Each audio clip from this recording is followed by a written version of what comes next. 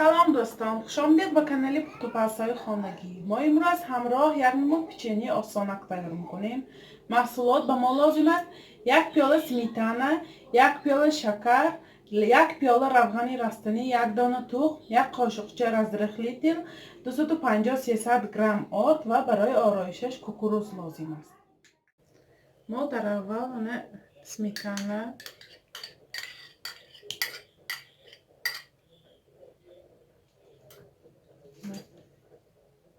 شکر، روغن رستنی، یک دانه تخم را همراه کرده همیشه خوش را با وینچی لب میزنیم. ما همه محصولات ها را آمیخته کردیم. رزرخلیتل را حتما به آرد همراه کرده. آرد همراه کرده محصولات ما با خمیر تیار میکنیم.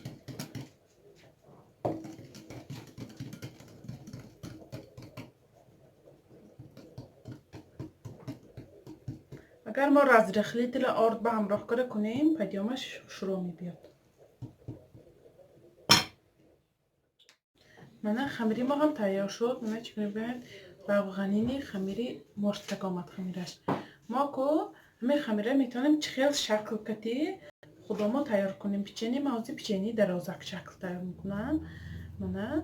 زغالچه گرفته هر کشه دست مقتی درازک شکل کرده میگذاریم لیست به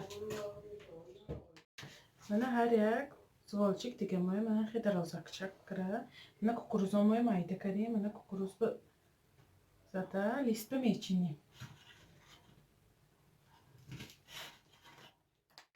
همیده کشاده پخته میگیریم. اما پیچنی مایا شو همون رسیپتمو 53 دانه میخوای پیچنی تیار شد.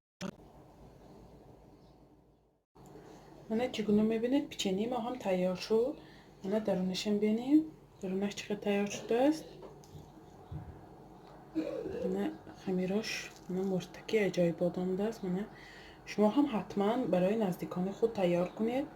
کانال ما را دستگیری کنید، پادپیساتیا کنید و یار و دوستان را دعوت کنید. خیر تا ویدیوهای آینده در پناهی خدا باشید.